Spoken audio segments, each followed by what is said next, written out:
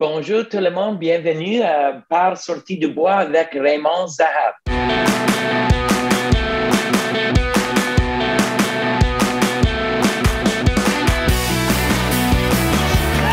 messieurs, votre gagnant, c'est 110 km! Si tu commences à te sentir bien en courant un ultramarathon, fais-toi-en pas, ça va passer. Grand champion du 125 km! Merci tellement à la gang de NAC qui sont partenaires de Pas sorti du bois depuis le début. C'est une jeune entreprise, puis maudit qui sont beaux à voir aller. Je vous ai parlé de l'eau en large, des barres Ultra Énergie puis de la poudre Ultra Recovery, mais là, ils viennent de sortir des gaufres, puis pour vrai, j'en suis pas encore revenu tellement elles sont bonnes. Ce qui est malade avec NAC, c'est que les produits et leur emballage sont éco-responsables. Puis si t'es pas sûr de la protéine de grillon, là, ben sache qu'il y a une gamme complète 100% vegan. Là, t'arrêtes ce que tu fais, tu vas sur le nacbar.com, tu choisis des produits puis tu utilises le code promo pas sorti du bois pour obtenir 15% de rabais. PASSORTIDUBOIS. Merci beaucoup NAC et bon épisode. Ouais, ben, on n'est pas sorti du bois, hein? Bonjour tout le monde, bienvenue à ce nouvel épisode de Pas sorti du bois. Aujourd'hui, je reçois Zahab, une légende dans le monde de l'ultra et des expéditions longues. Il a participé aux courses les plus brutales au monde. Il a traversé les déserts les plus arides au monde. Il a couru à des endroits tellement nordiques que la seule autre présence vivante qu'il y avait, c'était des ours polaires. Il y a une fondation dans laquelle il amène des jeunes dans des expéditions longues, dans des régions hyper reculées. Puis maintenant, il torréfie du café. Pour vrai, il y a comme 1000 sujets qu'on peut parler. Je vous le dis, c'est une légende vivante. I don't know, Ray, if you got what I just said, but I was already praising everything you've accomplished. So thanks for being here. I'm stoked to welcome you on my podcast. How are you today? I'm fantastic, and thank you so much for having me. And as we were discussing before we started recording, you know, je parle français, mais j'essaie, but it's never great. And I want to make a beautiful language sound perfect. And so I'm much more comfortable answering the questions in English. I'm a proud Quebecer, but my daughters are fully bilingual, but I'm still learning, as they say. But no, I understood everything you said. And thank you so much for such a nice introduction. And it's an honor to be here. I've been following your podcast and love that you're highlighting this culture of awesomeness that we have in Quebec, you know, ultra running and adventure and everything else. I tell people when I'm traveling all over the world, where I come from, and I say I come from the province of Quebec, and they say, well, where in Quebec? And I'll say, well, I live in Gatineau Park, or I live in Chelsea, Quebec. Where's that? And we have so many little spots in Quebec that people don't know about, and so many great athletes, and so much to know about in Quebec, from culture to athletics, that it's great to see the way you're doing it and the way you're sharing that little piece of it. That adventure and ultra marathon aspect is awesome. So yeah, thanks. I think we have the sport is growing worldwide, but the sport is growing also in Quebec. I was welcoming to the podcast last week Samuel Ouellet, who's at HEC Montreal. He's a pro. He's an expert on the analysis of the sport, and he was saying that ultra running was on a worldwide level. It was 1,000% increase of popularity in the last couple of years, but I think in Quebec it's even more than that. We have nice races, awesome races. But we also have a lot of great places to discover, great mountains. You're in Gatineau Park, so you got awesome trails there. And I received a lot of people from Gatineau. I don't know if you know Richard Turgeon, Éric Béhet, but no, of course, yeah, very good I'm friends. sure you know Richard, them. amazing guy, yeah, amazing guy. And you know what's interesting about that is that, you know, ultra marathons have grown significantly since the days when I was racing. But two things. Before I became an ultra runner, and I know we'll get into more of this later on, I used to race mountain bikes and cross country at an elite level. And everybody used to say when you're on the Quebec Cup circuit, if you can race Quebec Cup, you can race anywhere in the world because the trails are so technical and it's so difficult. And the depth of rider in Quebec was so deep, like it's just part of the culture. You go to any small Quebec town 20 years ago, and there's cycling lanes or there's places set aside for recreation. Now outdoors in doing things, trail running, etc., hiking is very popular. So the infrastructure is already in place. When you go to a race like UTHC or QMT, and you're talking about thousands of runners, this little corner of Canada, this corner of North America that we call home, is really sort of a very deep into trail running talent and ultra running growth area. I believe that. And I think accessibility is another thing. You've got accessibility to Gatineau, Quebec City, Montreal, et cetera, where people can get into those trails and get into tons of elevation very quickly. So it's not just growing here, it's kind of always been here, but now we're really seeing it. I think that's a really cool thing, Yeah, exactly. Vous allez voir tout le monde aujourd'hui, on essaie quelque chose. On va faire du Franglish, un peu de français, a bit of English, most of it English, but we'll move in those two territories. Ça risque d'être vraiment plus en anglais qu'en français. Moi, je l'avais dit dès le départ avec Pas sorti du bois, le but, c'était pas de faire des épisodes en anglais, de recevoir nécessairement d'essayer d'avoir une audience internationale en anglais. Par contre, l'objectif avec Pas sorti du bois, ça a toujours été de recevoir des invités principalement québécois ou bien issus de la francophonie. J'ai reçu Joe Grant, Caroline Chavreau, Maude Matisse, des coureurs européens, français. Mais comme je viens de le dire, le but de Pas sorti du bois, c'est de couvrir la trail québécoise. Puis je pense qu'il y a une portion de notre province, bien que petite, qui est anglophone. Puis avec Zahab, ben, c'est un Québécois anglophone. Puis honnêtement, c'est une opportunité unique de recevoir quelqu'un qui est un pionnier d'ultramarathon, qui est un pionnier de l'expédition longue. C'est un gars qui a eu des TED Talks à l'international. Tu es un gars qui avait même ta propre émission sur le Oprah Channel. Puis j'ai l'impression qu'au Québec, on ne te connaît pas assez. I feel that you're not as much known as you should be on the Quebec territory. Maybe it's a language thing. Maybe it's the fact that most of your show, the thing you were talking about, your expedition, are worldwide. But I really feel that we need to get you more known, I think, to the younger generation, my generation, people that are starting ultra running, people that are following Kylian Jornet and François Den and all the current superstars in ultra running, or at the Quebec level, all the youngsters, the elite athlete right now. But I feel that maybe you're part of another generation, that you started ultra running at a moment where nobody was doing ultra running back at the beginning of the 2000s. So I really feel that I really needed to welcome you. And if it means having an episode in English, we'll do it. Sorry for my big accent, but I mean, I'm really trying something here, and I think we'll have a lot of fun with my anglais cassé. And moi aussi avec mon français, but it's amazing, and I appreciate that. And you know what, you're right. I was in a generation where when I started running, so previous to me running, the part that usually compels most people is that I was pretty much a two-pack-a-day smoker until I was 30. And then I was introduced to the outdoors by my younger brother. And from that point forward, I started to build a life doing things in the outdoors. I raced mountain bikes, I adventure raced, all of that. I moved to Chelsea, Quebec in the year 2000. So I've been here 21 years, where I live now. And my daughters, of course, are athletes themselves. I started ultra running in 2004. And the first race I did was the Yukon Arctic Ultra. It was my very first running race, 100 miles, so 160K. And I won it. And it for me set in motion this whole thing where I was like, wow, I mean, running teaches us extraordinary things about ourselves. And so in that generation where I was, sort of really making a mark in North America in ultra running, that was when Dean Karnassus was first around. That's when, these names that you hear from the past.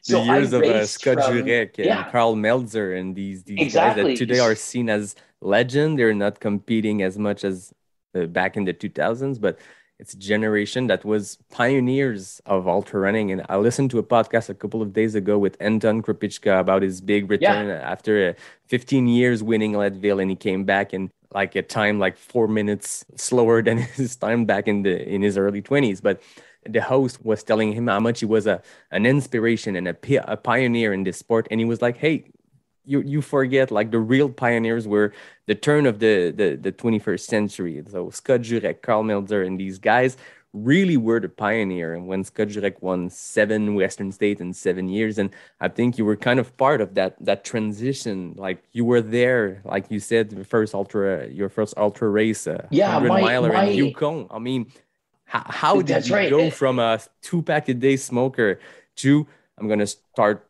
doing sports, running, and then winning your first 100-miler in Yukon? Well, it was the physical part took care of itself, because when I was racing mountain bikes, I took it very seriously. So I was very fit. I was training all the time. Dude, I had no money. I barely was getting by on my rent. I was 35 by that point, and I just didn't care, because the one thing is I had found something in my life that I was passionate about, and that was being in the outdoors. So when I started running, and when I did the Yukon, I was physically sort of like, ignorance is bliss. There's a saying, ignorance is bliss. So I didn't know if I could do it. But it was such an unusual thing. I'd never heard of ultra marathons. So when I did it, I thought, what the hell, right? I mean, what's the worst that can happen, right? So I was physically fit, but mentally, there was an instant evolution in my mind when I was in the Yukon, because I realized something about running. It teaches us about who we are as human beings, that it's not just an individual, that everyone has the ability to do something amazing if they really want to. So that race, where Scott was focused on like Western States and those kinds of ultras, and he was like the greatest, right? Like, it was just amazing. I found myself attracted to races that were more in the adventure realm. So I started doing desert races, and I raced in Libya, Niger. I raced in the Amazon jungle. I raced in the Gobi Desert. I did stage races. I did Marathon des Sables a couple of times. And those were the kind of races that I focused on after the Yukon. And I had never won anything in my life. Like, I was not a winner in sports growing up. I didn't play any sports. I feared going to a gym class. Like, I just did not have a good self-confidence. But running taught me to be self-confident. And it opened doors into all these other things I was doing. So by the time 2006, I was racing quite a bit. Myself and two buddies decided that we wanted to run across the whole Sahara Desert. Like, when I say sometimes to people, I ran across the Sahara Desert, they go, oh, yeah, the Marathon des Sables. No, I did that a couple of times. I mean, I ran across the whole damn Sahara Desert, right? Like 7,500 kilometers. And we wanted to do it for reasons that at the time, it meant something to us. It was going to be a learning experience. We're going to really just like try to do this thing we didn't know we physically could do. And it would mean running an average of about 70 kilometers per day for 111 days straight through sand and everything else, blah, blah, blah. But to come to your point, at that time when we did Running the Sahara, there was no social media, right? There was no social media. So you were doing talk shows. Like, we went on a show. So even your younger listeners won't even know who Jay Leno is, but we went on Jay Leno, or we went on, CNN, or we went on CBC, and we told our story. That's how you told people stories. When we finished Running the Sahara, the Toronto Star, we were in Egypt. We'd crossed, we made it to the Red Sea, and we were in Egypt, and the Toronto Star wanted to do an interview, and they didn't know that it was the whole Sahara Desert, right? They thought it was like, a piece of this. So they thought they were I'd been in the media before with the races that I had done. And so I think they just thought it was another sports byline. And they said, oh, so you tell us about, I said, no, we ran across the whole Sahara Desert. And they didn't believe it. They refused to print the story because they didn't believe it, until they found out that Matt Damon made a movie out of it called Running the Sahara. And then because he was involved, they believed that it was real. That's where we were, right? Nowadays, ultra running has completely taken a different direction, where you've got people like Reed Coolsat getting in the game, Jim Walmsley in the game, people that are so insanely fast, that are doing things that people, like when they first predicted breaking 2:05 in the marathon, people thought it wouldn't happen. And then it started to happen. And then everybody's going under 2:05. Well, ultra running in an amazing way has done that. It's opened doors to so many people, and social media has helped with that. So anyhow, two different generations, but I went on personally in my career I stopped racing after the Sahara. And it was because it was 111 days of me not knowing if I could make it, 111 days of learning about another culture, right? And about learning how to tell stories about the places we were in, being in places that were very remote. And I decided that I wanted to do that for the rest of my life, do expeditions like that for the rest of my life. And that's, you'll ask me more questions, but I'm sure, but I mean, that's what I've done all these 20 years is I've done expedition after expedition, It's crazy that ultramarathon got you in shape, or you were already in shape from biking and everything, but still training for Marathon des Sables, which you're super humble, but you still are the Canadian with the best position. Like, I don't know, I don't remember how you finished, like what position, but you have the best position in the history of Marathon des Sables for Canadian. And then from Marathon des Sables to all these ultramarathons, it showed you that there's something even bigger than running 100 miles, and it's running 100 days in your case. And the documentary you're talking about, it became iconic. I think it's when you ask ultra runner, like, what's your top 10 ultra running movie? I think this is in most people's list because that documentary is awesome. It was funny, but on the marathon itself, I think we competed in the 20th edition, which was arguably one of the more competitive ones, because back then, just as a segue, and then we'll talk about running the Sahara, but back then, UTMB, there was no lotteries or points. You just went and did it. You just went and did it if you wanted to do it. So everybody was doing MDS, like everybody. It was so competitive. But anyhow, so others have done better. But I think I was lucky in my ultra career that I won I won a handful of very competitive races when I was racing. But the Sahara, that felt great. I mean, I'm a competitive person, so it felt great. But the Sahara was different. It was a different challenge because nobody was cheering at the end. Nobody cared, right? It had to be meaningful to me and to my teammates. And then, of course, the film got made. And as you said, running the Sahara, I think what made it so much fun and interesting to people was it was a genre of filmmaking that wasn't necessarily happening. Yeah. And they had an Academy Award-winning director. Pearl Jam and U2 and Wyclef all gave music to the film. So it helped. Every bit helped creatively, right? And so this documentary sort of, I don't want to say it started the running film movement. It certainly did not. There was running films before it. There was, for sure. And one of my favorite films is called Running on the Sun, which was made years before. But running the Sahara, I think for a lot of people, at least the people that have messaged me, in their mind, it put this thought, wow, I mean, I can do anything, for other people. And that's important, Yeah, I think this is why we draw inspiration from all these expeditions and all these races. You don't look at the documentary about Jim Walmsley breaking 14 hours at Western State and thinking, I'm going to do the same. But these kind of documentary, these inspiration, they just get you off your couch if you're on your couch, or they just get you to get the extra mile. Like I was watching the UTMB a couple of weeks ago, and I did one of my best training in the afternoon. And I mean, I was super tired because I slept 3 hours because I was watching the whole thing. But I was so inspired by Mathieu Blanchard, a Quebec guy that plays third. And you're just, okay, I'm going to go in the mountains and do the exact same thing. And I mean, I'm doing that 7 days a week for the past 5, 6, 7 years. But once you get inspired by documentaries, by expeditions, by people like you who do crazy things. Sorry for calling you crazy. I don't think it's not crazy. I love thing. It. I take it as a badge of honor. Yeah. But I mean, these kind of long expeditions just give inspiration to just do what you want to do. This is what I hear in your story. It's do what you want to do. You found your passion. You found your why. You then do it. And that's just inspiring and great. I agree with you, but I think everybody has that in them, right? Yeah. And I think it's also consistently redeveloping how you do things or finding new ways to do things and challenge yourself, right? Like I did the Sahara, then I did a couple of projects in Canada, trail running projects in Canada.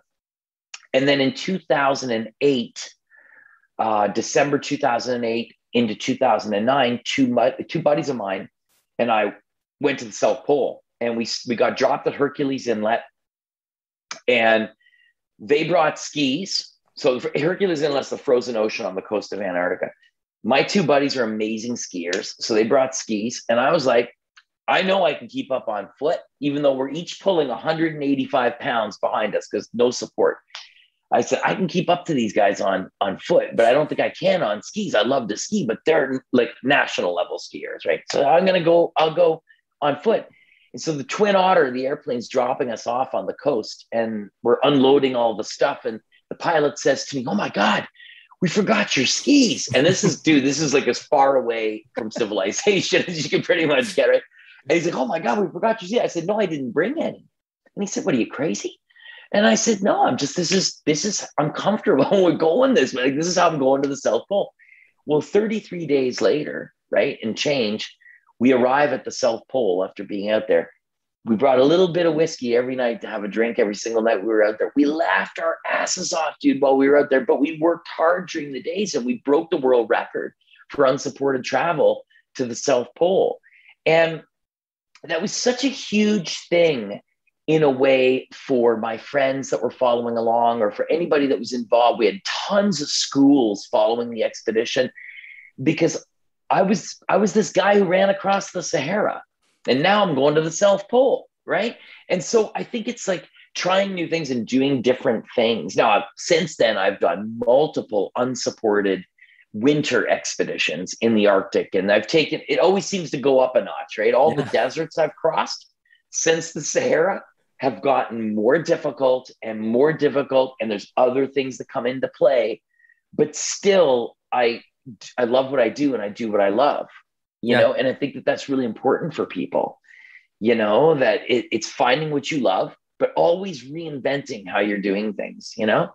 Yeah, and what you just mentioned is a great segue to where I was going with that conversation. Is you do long expeditions. This is something that not a lot of people do. You do great things, but you go in the most arid, remote places. You go in the hottest desert in the world in the hottest season. Like, I think there must be a lot of expedition that go, oh, we're gonna do that desert, but we'll do it in January when it's winter, and you go at the Death Valley Desert or the Sahara Desert in the middle of July when it's the hottest. And same goes for your expedition in the north. What is drawing you into going into these remote places, these dangerous places at the most toughest time to go? That's a really great question. And a big part of it is that when I finished the Sahara and I was starting to plan my next projects, my wife and I and a good friend of mine, Bob Cox, we started a foundation called Impossible to Possible. Impossible de Possible, you know? And the idea with Impossible to Possible was that we would take young people on expeditions around the world free of charge. They would go, nobody gets paid. I don't get paid. Nobody gets paid. We plan these things. But in order to fund those expeditions to take kids on and make them free, my expeditions would attract sponsorship. And that sponsorship would be used to fund the Impossible to Possible expeditions. Also, the schools that would follow me on these expeditions that I would be going on really wanted to be immersed part of the geography and the story. So I learned that being in the desert in the summer at its hottest time, and you take a picture or you shoot a video, it's a much more real experience for the student who's following along, or someone who's following along at home, or for myself. Because I'm there when it's going off, man. Like, it's 55 degrees Celsius in the Atacama Desert, and I'm crossing it 1,200 kilometers north to south. I'm going in February, which is the middle of summer there in the Atacama Desert, because I want to experience it. I want to be able to share to whoever's following along, but especially the students. I'm living this desert as real as I possibly can. In life, there's enough times where there's strings attached. There's no strings attached. It's 100% pure. I'm in the desert in the middle of summer. Same with the Arctic. when you're on the Davis Strait or you're on Baffin Island and it's January and the sun only rises just a little bit above the horizon before it goes back down again, and you take a photo of that sky for schools back home, they can feel the cold. You can see minus 60. You can feel it because the sky has a certain color when it's minus 60 because the sun doesn't go up. So it's making it and experiencing these places in as real a time of year as I can. That's why I do it. I don't know. It's the strange. It's just sort of happened that way, and that's what I'm doing. That's amazing. And something I wanted to talk to you, it's the Impossible to Possible Foundation, which you founded with, as you said, your wife. Because it's a subject I talk with a lot of my guests is the why we do things, why we decide to go run 100 mile, which seems small compared to some of the expeditions you do, but still running 100 mile, like less than 1% of the world's population can do it. We're going into these crazy 1 day, 2 day, 100-day adventures. And I feel that there's a part of your why that is to go in for your own personal experience. And there's a huge part in your journey that seemed to be for that foundation, for young people to show them that everything that seems impossible can be possible. But is that a huge part of what draw you to these expeditions, to share, to transfer knowledge to younger generation? Yeah, again, it's a really good question. Yeah, that's part of it for sure. But I think the critical piece is I'm 52 years old and I'm in as good a shape now. I'm probably peaked. I'd say I'm like right there, right on the edge now before things start going downhill, right? And I'm in as good a shape as I was when I was racing 15 years ago, right? But something I've learned by 52 is that wealth in life means, are you happy? Yeah. Like literally, can you look in a mirror and you're totally alone in your house and you look in your mirror and you say, I'm happy. Being happy is you win the lottery in life. That's because to be truly happy is a great thing. Impossible to possible, taking these kids on expeditions all over the world, giving them the opportunity to see and experience places and meet people in these places that are my friends in the Amazon jungle or in Tunisia or in Rajasthan or in the Arctic, wherever we go. Giving them the opportunity and seeing how it impacts them makes me very happy. It makes me happy to do it. And because I'm driven by this desire to feel that way, I'm able to fuel myself to go and do these other projects still. Now I've got a couple of big projects left that I want to do, but I've ran across most of the large deserts on the planet, which is an embarrassing and cheesy thing to say, but it's true. And so I'm working my way through a couple more really big expeditions over the next few years that I'd like to do. And then I'm going to focus more on the youth-based expeditions. But the youth expeditions, we've done 15, of these expeditions. We have projects ongoing. We're doing a new series of projects with the youth expeditions. We have one going to Iceland next year. And we also are doing a series every September for the next 3 years. We're going to be doing a Découvrez Québec, Discover Quebec series, where we're bringing youth ambassadors from different parts of Canada to Quebec to see the jewels that are here. So we'll go to Charlevoix, we'll go to Mont Albert, we'll go to et cetera, and discover these places and share them with youth across Canada. So the adventure in our backyard. So you see, there's always something cooking to keep me motivated, Yeah, you seem to be the kind of guy who got 1,000 projects at the same time. And I mean, these long expeditions takes years to prepare, and you have one every year or many expedition every year.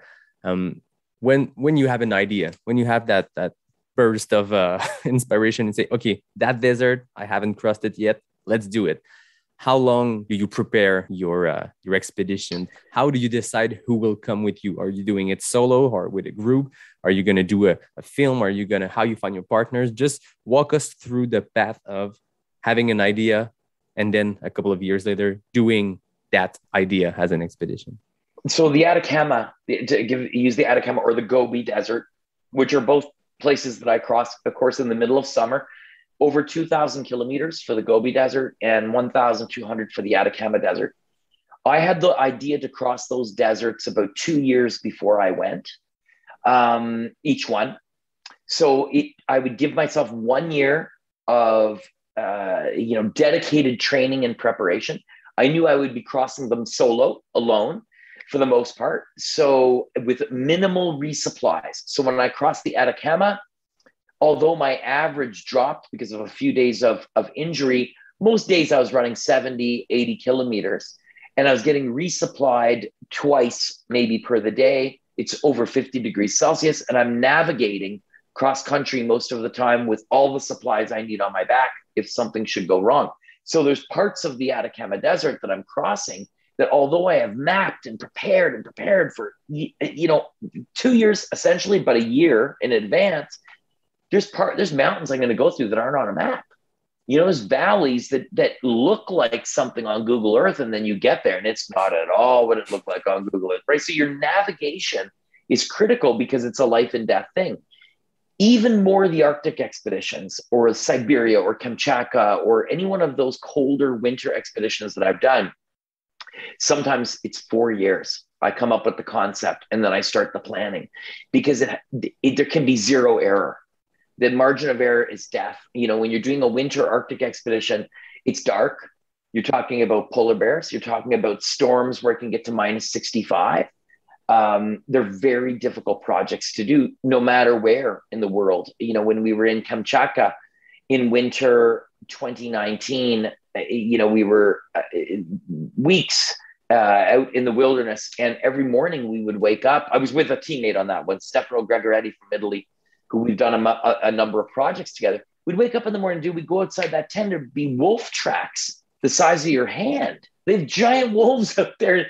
This would happen more than once, right? And so how do you plan for something like that? So the planning is a big part. Then the filmmaking, as you said, the running the Sahara, that happened. And that was the big Hollywood film crew, and they made their film, and that was that. I didn't have anything to do with that. Matt Damon and the director, they were the ones that decided to make that. But in other projects, if I feel I have an upcoming project in the Canadian Arctic that this winter that's going to be filmed by some pretty amazing folks, and it's going to be a really neat story, not necessarily of the adventure, but of the place that we are, right? And that's really important to me. So if I feel that there's value for people in seeing a place or learning about a place, we'll do it that way. But as you know, from checking out my website, when I crossed the Gobi Desert, when I crossed the Namib Desert was extraordinary with wildlife and stories of culture. So we bring professionals to shoot. They're not shooting us necessarily. That's a small part of it. I don't even see those guys. I never see them. I'm out and all I want to do is survive a day and get to camp and be alive, but uneaten by a lion by the end of the day. If I can do that, it's a good day. They're filming all these stories and loading them up on a website using satellite. So all the students who are following along can see the expedition play out in real time, Yeah, you were speaking about the wildlife and polar bears and lions and stuff. And I welcome on the podcast Caroline Côté, whom you may know. She's an expedition. She's a good friend adventurer. of mine. Oh yeah, yes, and amazing, she was absolutely incredible. The Arctic this winter, and she explained me that for polar bears, because they were on an island known for their huge population of polar bears, and they had two guns, one to scare them away and one to use in like last decision when it's too dangerous for your life, and then you shoot the bear. Fortunately, nothing of that happened. But when you do these expedition with polar bears or lion, do you carry a gun for these extreme situations? Yes, I do. And I'll say that Caroline Côté is one of the greatest explorers in Quebec alive right now. She's just an amazing woman, and has the fact that she can film in the extreme cold, you got to think about it, right? So she's doing two things. She's exploring and filmmaking, which is crazy, right? It's so hard to do. Polar bears, it sounds great when we're talking about it, right? Like, yeah, we bring a gun, and I always have guns when I'm in the Arctic, and especially at that time of year. But when you see polar bears in the wild, it's like a minivan with teeth. I mean, these animals, they are the apex predator on the planet. And I don't care what anyone says. I mean, they're beautiful, but dude, they will scare the shit out of you. These bears, they're huge. And I've seen them out there.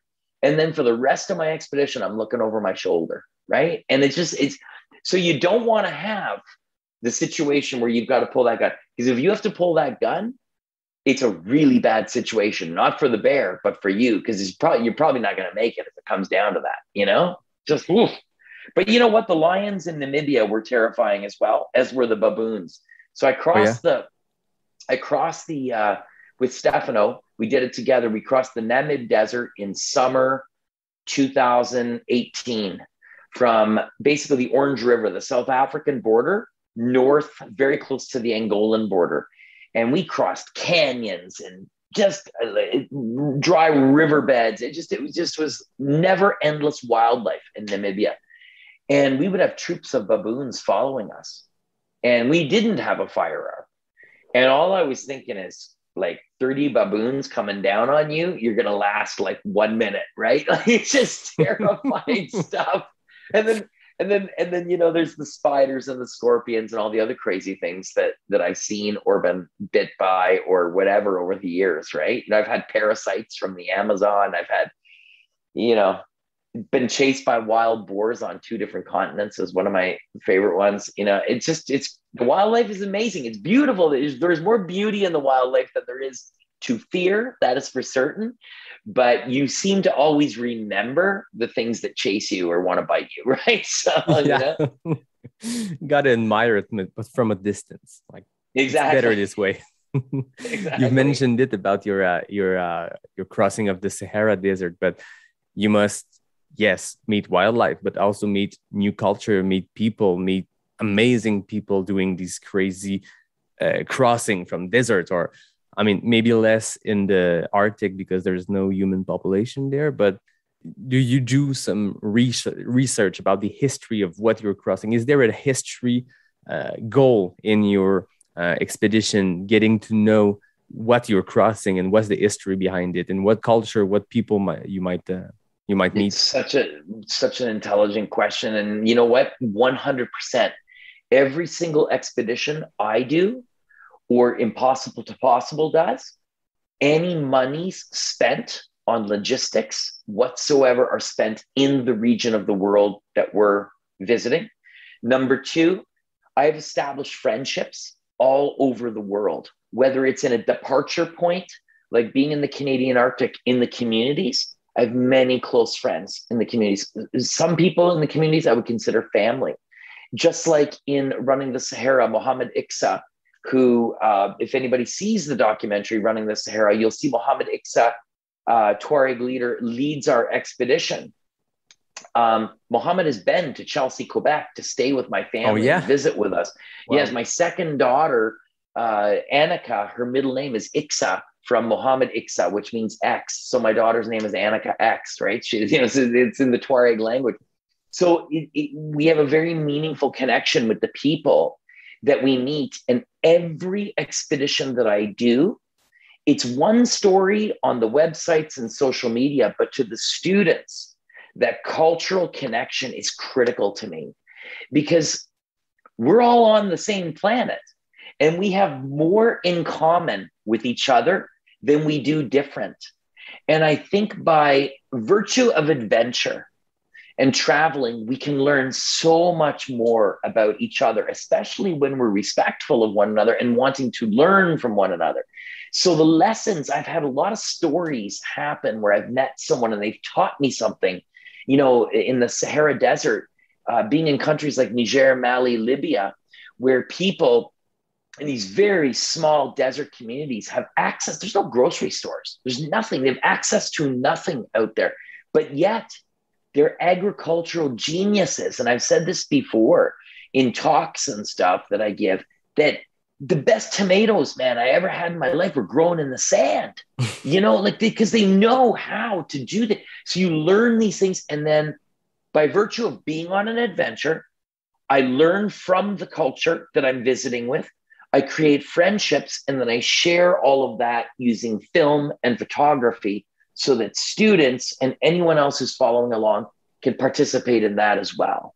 So it's absolutely everything to me. There's no point in going unless there's a learning opportunity. I'm just not interested. I made it this far doing it that way, and I'm not going to change. Yeah, I mean, the human being is a social animal. I mean, we need to connect, even for people that are maybe introvert or less driven by meeting people, but still we are a social animal. And at the end of the day, whether it's running a 50K in some races in your town or doing these awesome expeditions, I feel that at the end of the day, the human connection and the culture you meet, and same goes with traveling. I mean, yes, you can see some nice things. You can see the Eiffel Tower or whatever. You can see that on picture.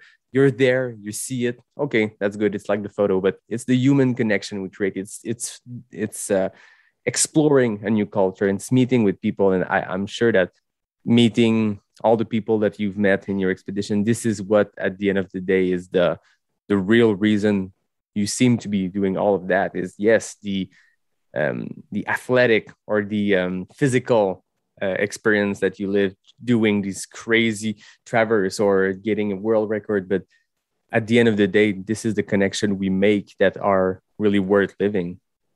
Yannick, when you're sitting in your rocking chair on your front porch, right?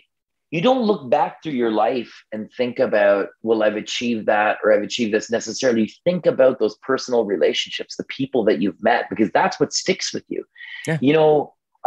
If you go to do the UTMB, you're going to have an adventure, right? You're going to go and meet friends, and you're going to go, or somebody is traveling from Toronto to go and do the Bromont Ultra, and they meet new friends, and they end up running with someone. They end up running with somebody from Sutton, and they're together the entire race, and now they've made a new friend. They finish the Bromont 50 mile or 100 miler, and they're not going to remember hanging the medal around their neck. It's a great temporary memory, let's say, maybe, but they're going to remember the running with that guy from Sutton. That's what they're going to remember. So it's the people experiences that we take in our life that I think are so critically important. The older we get too, it's creating those friendships that when the opportunity arises where you're able to create a new friendship, those opportunities become less and less the older we get. Right.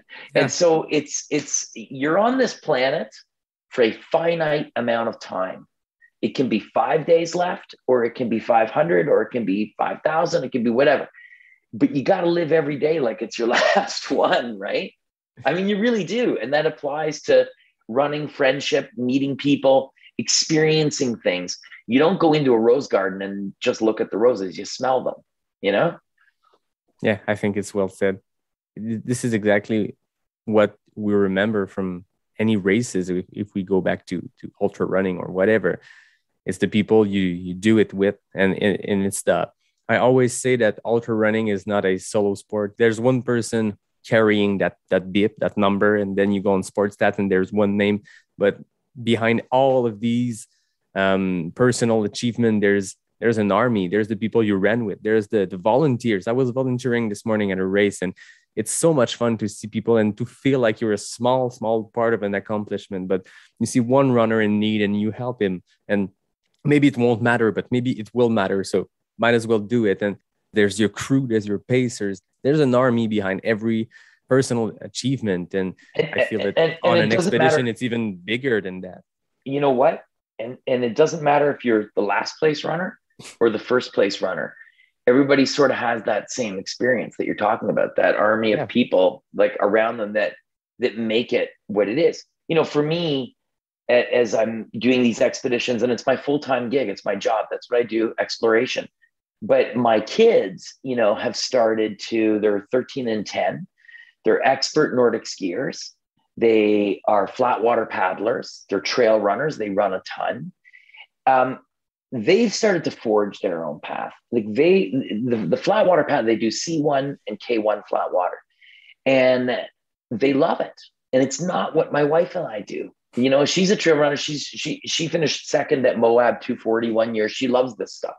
But we trail run. That's what, the backbone. Am I an ultra runner? Well, I ultra run to train for my expeditions, no matter where they are. Am I a competitive ultra runner? Not anymore. But none of that is on our walls in home. There are no world records hanging on walls. There's nothing from any of my expeditions other than pieces of art that were given to me from friends in different parts of the world that are hanging on walls in our house. Instead, we want our house to be a place where our kids can develop their own passions and love for the outdoors as they are doing. And the paddling is an example. I think that's the beauty of the trail running community. Is it's really it's sort of different, trail running and ultra running, than almost any other sport. It's a collective of people that support one another.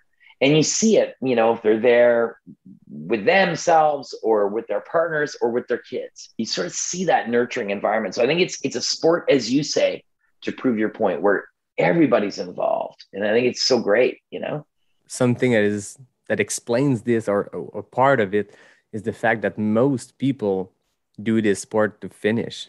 It's not about a time. It's not about the place, position in the top 5, top 20, top 1,000. We don't care. For most part of it, there's elite runners that are inspiring us and are doing crazy things in super fast time. But most of the people, most of the community are people that just want to finish the damn thing. And I think it explains how there's friendship and collaboration even more than, there's friendship and collaboration in most sports, but during an ultra, nobody fight for the 50th place. Everybody care. Everybody want to finish. And if it means taking a bit more time of your race to help someone in need, to help them cross that finish line with you, well, that's mission accomplished. So I think this explains that. Yes, I think it's a sport where you can be a racer, someone who's participating, or you can be a crewer.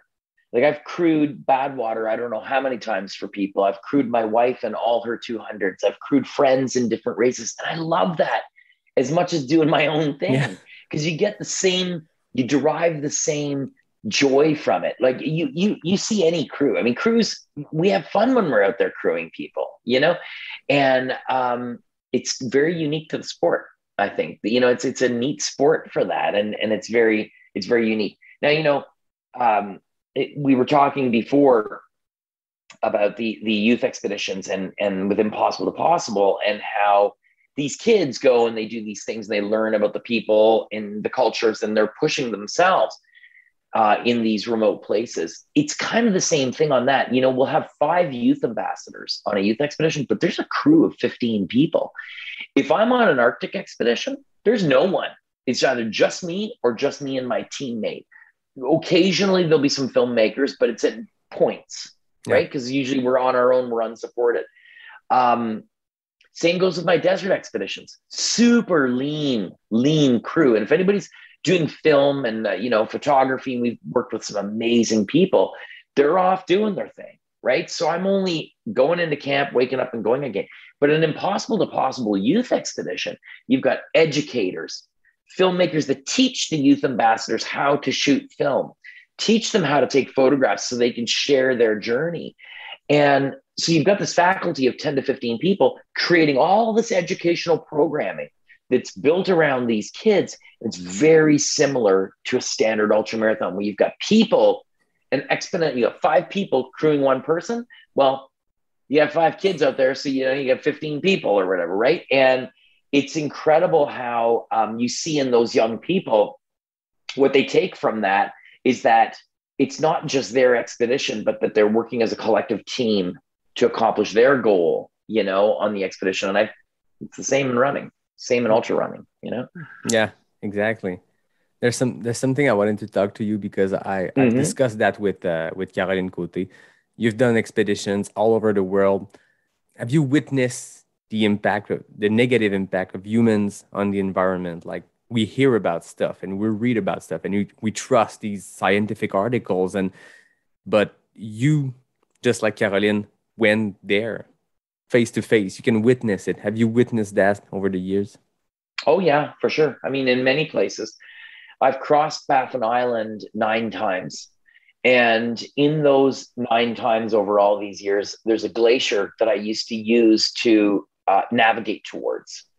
Now I could see it in the distance, kilometers away. I could see the glacier. Now, when I'm on the glacier, like when I'm right at where the toe of the glacier used to be, I have to turn my head back and look 1 kilometer. It's receded a kilometer or so, is my estimate. I mean, it's gone, right? Being in some of the deserts on the planet where temperatures, this past July, I was doing a project in Death Valley. I was repeating something that I did in 2011. In 2011, my teammate, Will Laughlin, an American ultra runner, and I did the first ever completely off-road crossing of Death Valley, north to south. So distance of about 250 kilometers. This time in 2021, we attempted to repeat the same route, but we're going to clean up the navigation, and knowing where we were going, we're like, yeah, we're going to go a lot faster. We're going to have a great time. It got to 134 degrees Fahrenheit and we had to pull the plug. It was not a survivable temperature anymore.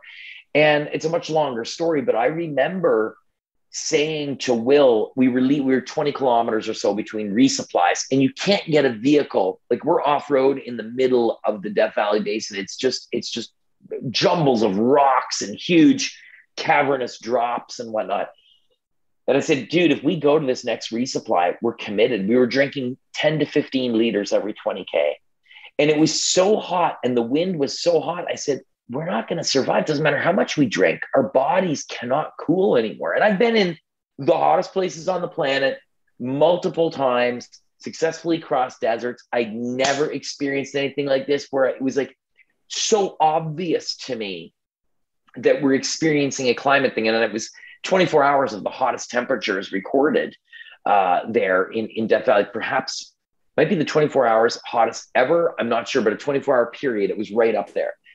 So we're seeing these things. You know, I was in the Arctic one time. I almost lost my life because I was on an expedition in a place where this region of the Arctic freezes solid. It's 40 below steady from December onward. Well, it wasn't. They were getting cold, then warm, cold, then warm. And there was an overflow on a river, a fast moving river. The ice was frozen, but there was an overflow. So in other words, a pocket of air underneath this layer of ice.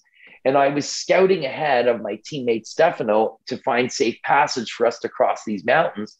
And I broke through this ice. And with this current, I almost got pulled underneath this ice. I was in the water, I was immersed in it for almost 2 minutes. And he couldn't get to me because of the situation that we were in. It was, you'd have to picture this in your mind for the listeners, but we were basically in a slot canyon, 20 or maybe 5 or 10 meters wide, where the ice was reaching the rocks. So the ice was all caving in. And so I eventually got myself out. I was able to use my snowshoe to wedge it against the side of the hole.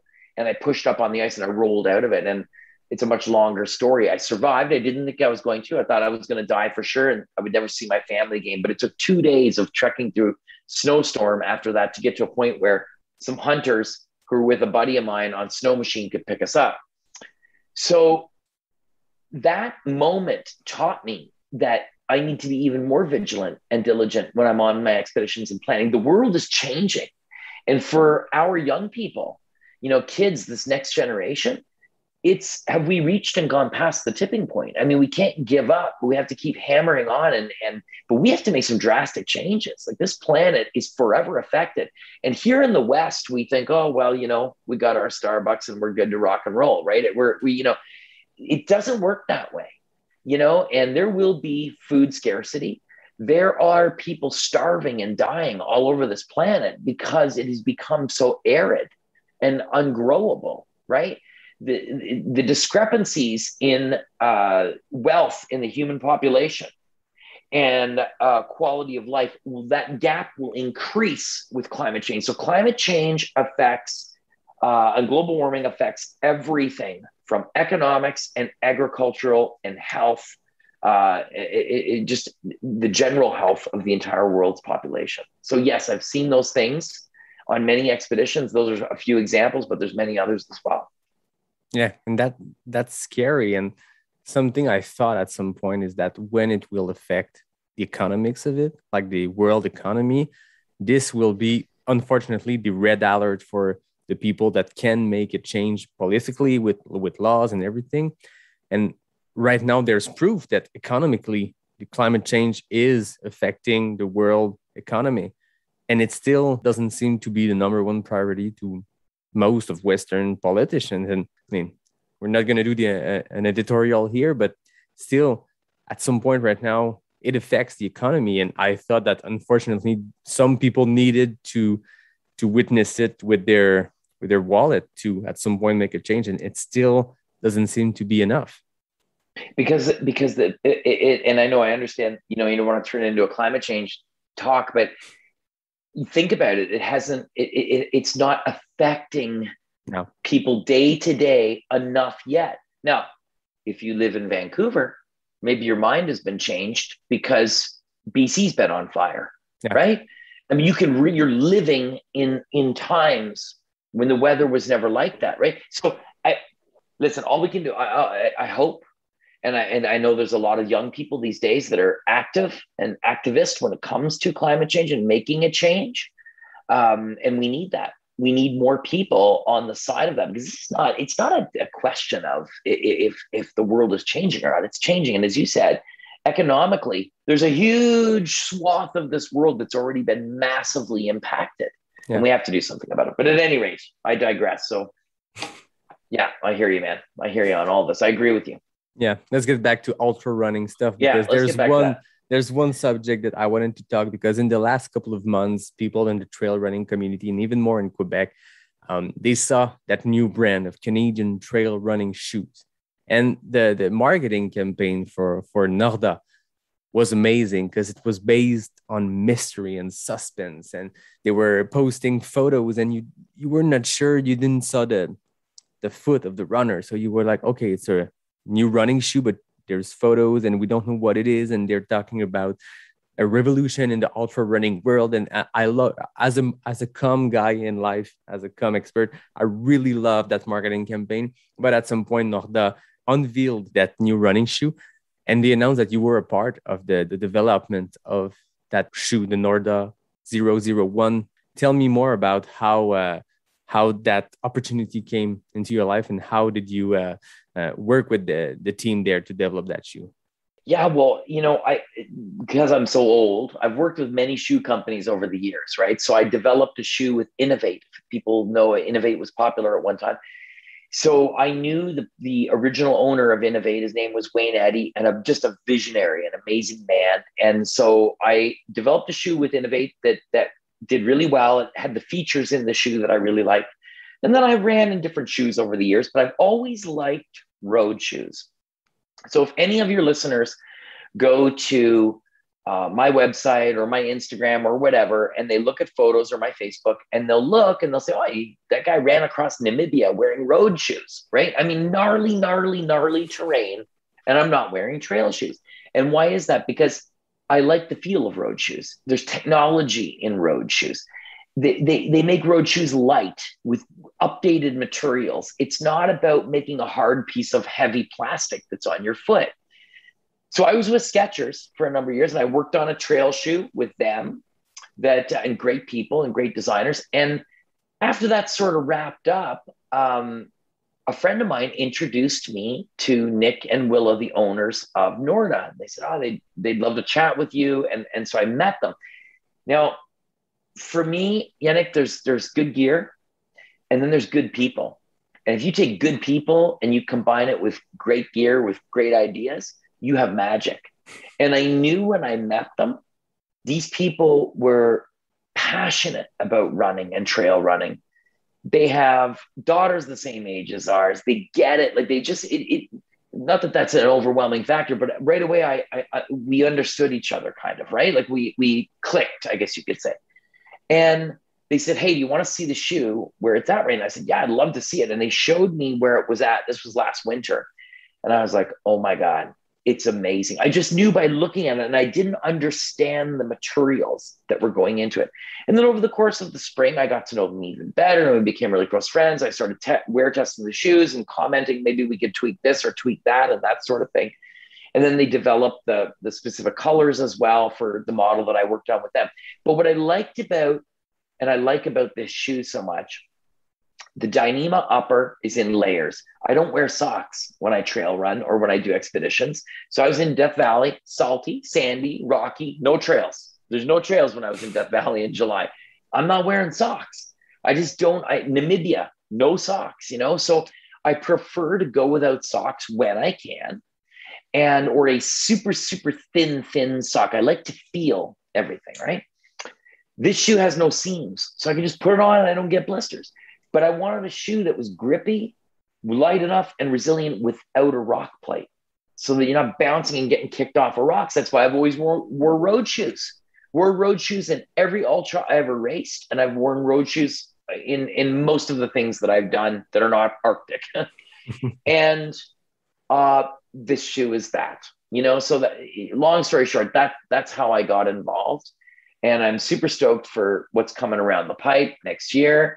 You know, and right now, feedback's been awesome on the shoe, which is really exciting for me. And, you know, I love running in them, you know, just they're a great shoe. And here's the interesting thing about this shoe, opposed to any other shoe that I've worn, whether it was Innovates or any other brand over the years, is that the more you wear it, the more comfortable it gets. So wow. The Norda kind of like takes the shape of your foot, and the shoe stays with your foot on the descents. Any races that I ever won back in the day were not one climbing. They're one descending, because I like technical descending and on the flats. And my buddy Francois, who you know as well, works with us with Capic One. He's a great runner. He loves to run. He's a good technical runner. And we talk about this point that being able to technically descend with confidence is an important thing. Now, you gain that from mountain biking and skiing. If you do skimo, your synapses, your brain is used to programming things coming at you at a high rate of speed. So when you're trail running, it kind of slows down a little bit, because you're not going to necessarily run down the mountain as quick as you can ride your mountain bike on a downhill run.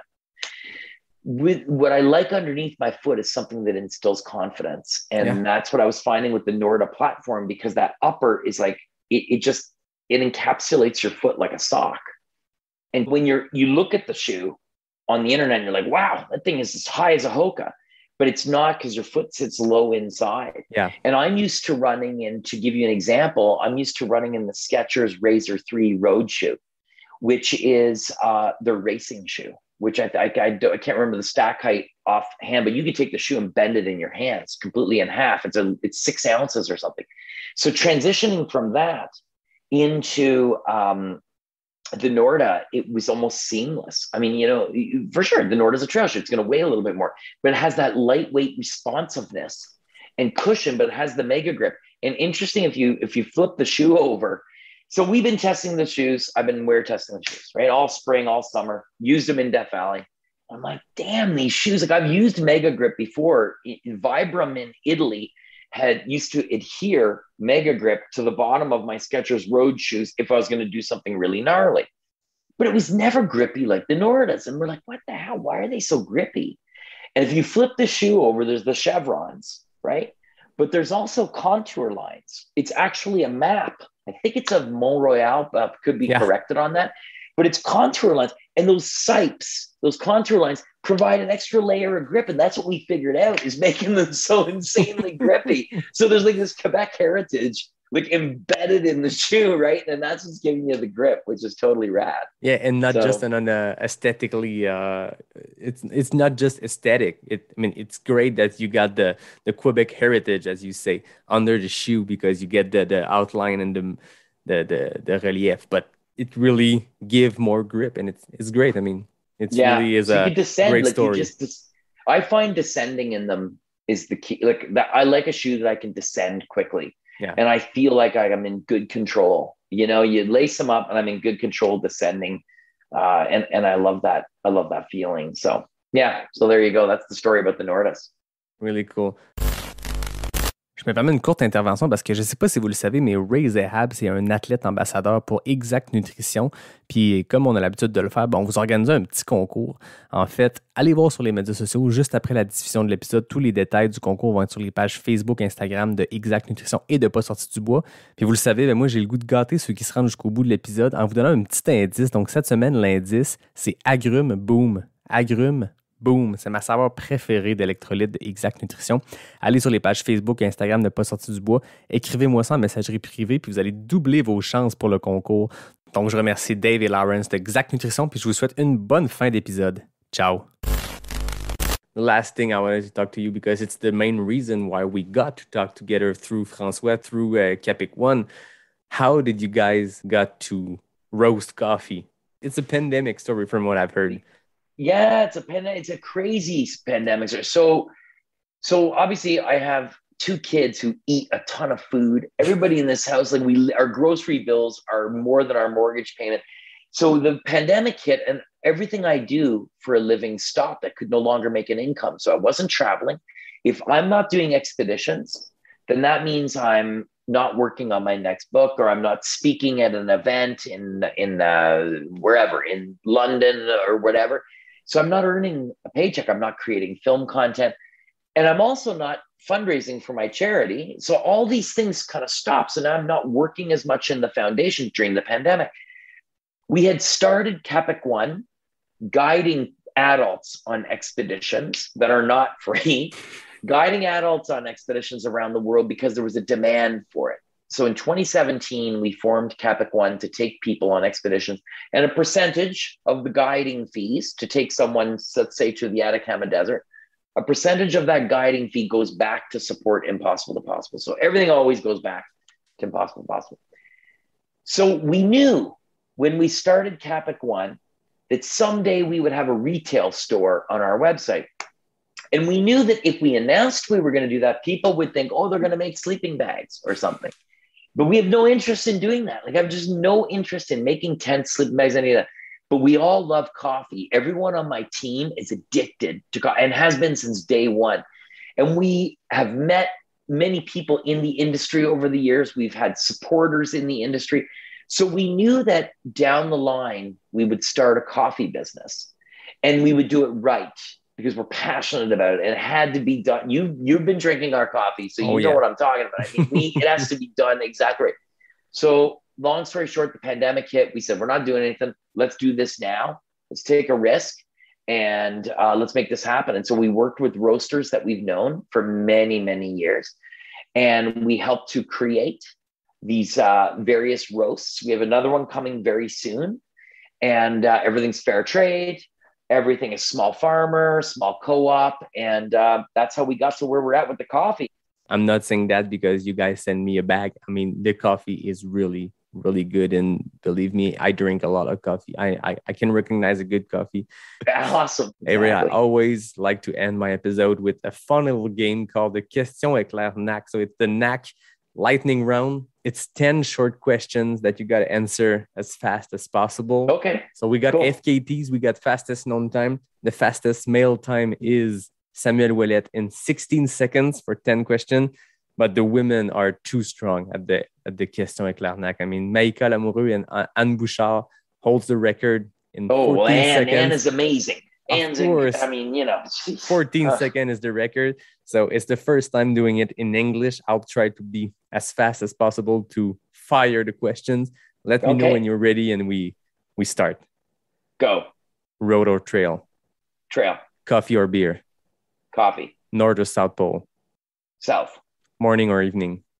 Evening. Knack question. Protein bar or waffles? Protein. Going up or going down? Down. Sahara or Atacama Desert? Sahara. Freezing or sweating? Sweating. Asia or Africa? Africa. Marathon des Sables or Badwater? Marathon des Sables. Oh, 25 seconds. Yeah. That's really good. You know what? But... A couple of them I like North or South Pole. It's North Pole. But I mean, you know, South Pole came out of my mouth. I'm just not very good at these things, you know? That's good. It's the fun way to end the conversation on a high note. But I mean, don't need to end on a high note when you have raised Zahab and we discuss about expedition. just listening to you, I think I need to re-listen to the podcast and just take some notes because it was so interesting. It's really a really great talk, and I'm really happy to have gone past my I wasn't scared of doing an English podcast, but I was a bit reluctant to try it because I speak English all day long because I work in the English, but it's different to just have a call with someone in Toronto and then do a podcast in English. Tried it. Think it went not so bad, but it was great to just hear you speak. I mean, your stories are super interesting, and I'm sure that people will have gone through the fact that it's not their usual Pas sorti du bois in French. It's the English version for one night only, and we did it, and I think it was a really great conversation. Thanks a lot to you. Dude, I can't thank you enough for inviting me. I'm so stoked to be here, and I'm a fan of the podcast, so this is awesome. And, I'm hoping next time, after I do my next expedition, maybe I can visit again and do it all in French. That would be totally rad. So I'm working on it. So I'm like, I just want to be confident, that I sound good and I don't ruin the language. So my daughters are helping me. So maybe on the next podcast. Next time it's a rendezvous. There's something I do once in a while. I just did it with Jean-François and Elisabeth Cochon. It's called Autour du Feu, so Around the Campfire. It's a series of off Pas sorti du bois where I welcome people in my backyard. We do a fire and we discuss. I get the microphone outside and we do the podcast in the wild near the forest with the fire. It's so if you stop by Quebec following your next expedition, we'll make sure to do it. We might do it in more Franglish than this one. We'll do it whatever language, but I'm sure we'll have a lot of fun. That'd be awesome. Comme d'habitude, je remercie David Hébert qui signe le design graphique du podcast. Je remercie Frédérick Desroches qui signe le thème musical. Je remercie tous ceux et celles qui sont rendus jusqu'à la fin de l'épisode dans une autre langue. On a eu du fun, ça a été plaisant, puis j'espère que vous avez apprécié cette discussion-là avec Zahab. Mon nom est Yannick Vézina et je vous dis à bientôt pour un prochain épisode de Pas sorti du bois, le podcast 100% trail.